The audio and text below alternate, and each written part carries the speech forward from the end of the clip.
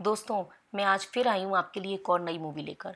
आज की मूवी की कहानी है इट फॉलोज की, जिसमें हम एक एंटिटी को देखेंगे जो लोगों को जान से मारने के लिए उनको फॉलो करती है। इससे आप भाग तो सकते हो लेकिन छुप नहीं सकते।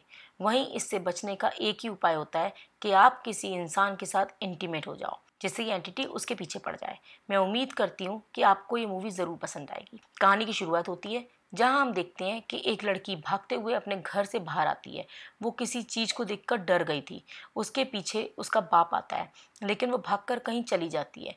जिसके बाद हम अगले सीन में देखते हैं कि वो लड़की बीच के पास बैठी है, जहाँ से वो अपने पेरेंट्स को फ़ोन करती है और वो उन्हें बोलती है कि मैं आप दोनों से बहुत प्यार करती हूँ, लेकिन अब मैं ज़्यादा देर तक ज़िंदा नहीं रहूँगी, तो आप दोनों अपना ख्याल रखना। जिसके बाद अगले दिन उसी बीच पर उसकी डेड बॉडी मिलती है। उसे बहुत बेरहमी से मारा गया था।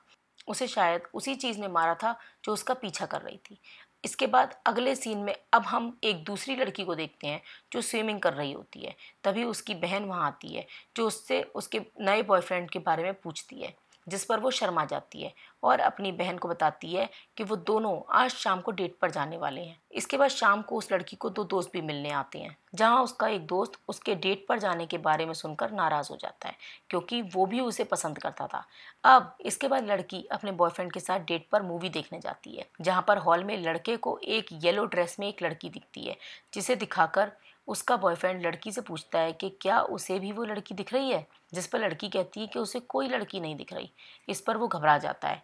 जिसके बाद ये दोनों वहाँ से रेस्टोरेंट में खाना खाने जाते हैं, जहाँ पर एक आदमी उसके बॉयफ्रेंड की तरफ आ रहा होता है। इसके बाद अगले सीन में सुबह उसकी बहन उससे डेट के बारे में पूछती है, जिस पर वो अपनी बहन को बोलती है कि डेट कुछ खास नहीं थी, क्योंकि लड़का कुछ अजीब सा बिहेव कर रहा था। इसके बाद उसी शाम को ये दोनों फिर से डेट पर जाते हैं, जहाँ पर अब की बार दोनों इंटीमेट हो जाते हैं।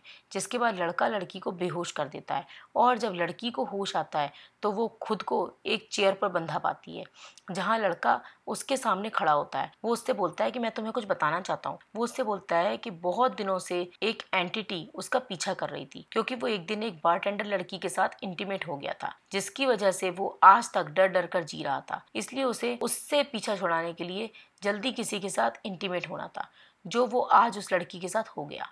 जिसके बाद वो उसे बोलता है कि तुम भी अब जल्दी से इस एंटिटी से पीछा छुड़ाने के लिए किसी के साथ इंटीमेट हो जाना, ताकि ये तुम्हारा भी पीछा छोड़ दे। क्योंकि अगर तुमने ऐसा नहीं किया और इसने अगर तुम्हें पकड़ लिया, ये तुम्हें मार देगी। उसके बाद वो फिर से मेरे पीछे पड़ जाएगी और मुझे मार देगी। जिसके बाद ये फिर से उस बारटेंडर लड़की के पीछे चली जाएगी। वो लड़का लड़की को ये समझा ही रहा होता है, तभी वो एंटिटी वहां भी आ जाती है, जो धीरे धीरे चलकर लड़की की तरफ आ रही होती है। तभी लड़का जल्दी से उसे चेयर से उठाकर अपने साथ ले जाता है। जिसके बाद वो उसे उसके घर के सामने ड्रॉप करके वहां से भाग जाता है। अब इसके बाद लड़की अपने घर पर लड़के के बारे में बताती है, जिसके बाद पुलिस भी उसके खिलाफ कंप्लेन लिख लेती है। लेकिन वो उस आदमी को ढूंढ नहीं पाती, क्योंकि वो आदमी इस टाउन का होता ही नहीं है। वो तो किसी और टाउन से यहाँ पर आया था। जिसके बाद वो लड़की को अब कहीं भी देखो वो एंटिटी दिखने लगती है, जिससे वो काफ़ी डरी डरी रहती है और वो वहाँ से भाग जाती है। एक दिन वो अपने दोनों दोस्तों को इस बारे में बताती है, जिसमें दोनों ही उसकी बात पर कोई भरोसा नहीं करते। इसके बाद जो लड़का दोस्त होता है वो लड़की से बोलता है कि जो तुम बोल रही हो वो सच है या झूठ, ये पता लगाने के लिए मैं आज तुम्हारे साथ रुकूंगा। इसके बाद लड़का और उसकी दोस्त लड़की उसके साथ उसके घर पर रुक जाते हैं, जहाँ पर तभी उन्हें कुछ देर बाद किचन में कुछ टूटने की आवाज़ आती है। तभी लड़का वहाँ जाकर देखता है तो वो बोलता है कि उसके किचन की खिड़की का कांच टूट गया, लेकिन वहाँ पर कोई है नहीं। जिसके बाद दोस्त वहाँ चला जाता है, लेकिन लड़की किचन में जाती है तो उसे वही एंटिटी दिखती है, जिसे देखकर वो डर जाती है। इसके बाद वो वहाँ से भागकर अपने दोनों दोस्तों के पास चली जाती है, लेकिन उसके दोनों दोस्तों को वो एंटिटी नहीं दिख रही होती। इसलिए लड़की वहाँ से डरकर फिर से वहाँ से भागकर ग्राउंड में चली जाती है, जहाँ थोड़ी देर बाद उसके दोस्त और उसकी बहन उसे ढूंढते हुए आते हैं। यहाँ पर लड़की ग्राउंड में छुपकर बैठी होती है। तभी उनके साथ उसका पड़ोसी भी वहाँ आता है, जिसे लड़की उसे सारा सच बता देती है। वो उन्हें बोलता है कि इस कोर्स से पीछा छुड़ाने के लिए हमें उस लड़के को ही ढूंढना पड़ेगा। जिसके बाद वो उसके उस घर में जाते हैं जहाँ वो लड़का रहता था, लेकिन वहाँ पर कोई नहीं होता, क्योंकि वो उस कोर्स को लड़की पर शिफ्ट करके वहाँ से चला गया था। यहाँ पर उन्हें कुछ बुक्स दिखती हैं, जिसमें उन्हें उस लड़के की फोटोज मिलती हैं, जिसमें उसने एक स्कूल की जैकेट पहनी होती है। उसका दोस्त तभी उस जैकेट को देखकर पहचान जाता है कि वो जैकेट किस स्कूल की है, जिसके बाद ये सब उस स्कूल जाते हैं जहाँ से उन्हें उसका असली नाम और सही एड्रेस पता चल जाता है। जिसके बाद ये सब उसके घर पर जाते हैं जहाँ वो लड़का फिर से उस लड़की से माफ़ी मांगता है और उसे बोलता है कि तुम भी ये कोर्स जल्दी किसी के साथ इंटीमेट होकर उस पर शिफ्ट कर दो, इससे तुम्हारी भी जान बच जाएगी। मूवी की शुरुआत में हमने जिस लड़की को देखा था उसे भी इसी लड़की ने ये कोर्स ट्रांसफर किया था, लेकिन उसकी मौत के बाद ये कोर्स दोबारा इस लड़के के पास वापस आ गया था, इसलिए इसे ये कोर्स ट्रांसफर करना पड़ेगा। अब अगर इस लड़की की भी मौत हो जाती है तो वापस से ये कोर्स उस लड़के पर आ जाएगा, इसलिए वो उस लड़की को बोलता है कि ये एंटिटी कभी भी किसी भी फॉर्म में आ सकती है, इसलिए उसे अपनी जान बचाने के लिए हमेशा सतर्क रहना पड़ेगा। जिसके बाद अब उस लड़की के दोस्त उसे एक फार्म हाउस पर ले जाते हैं जहाँ पर उसकी बहन की फॉर्म में वो एंटिटी आ जाती है जो उस पर हमला कर देती है। यहाँ पर उसका दोस्त उसे बचाने की कोशिश करता है लेकिन वो भी उसे चोट पहुँचा देती है जिससे वो भी घायल हो जाता है। इसके बाद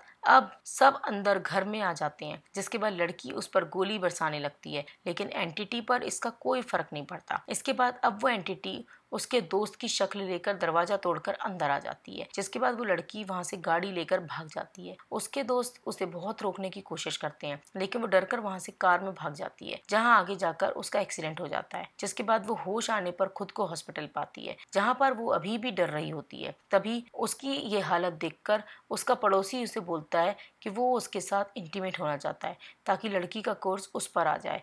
इसके बाद लड़की ये बात मान जाती है, जिसके बाद दोनों वहीं हॉस्पिटल में इंटीमेट होते हैं। जिसके बाद अब कुछ दिनों तक लड़की को कोई नहीं दिखता लेकिन वो अपने पड़ोसी के लिए परेशान रहती है, जिस पर उसका पड़ोसी इस बात को बहुत कैजुअल लेता है।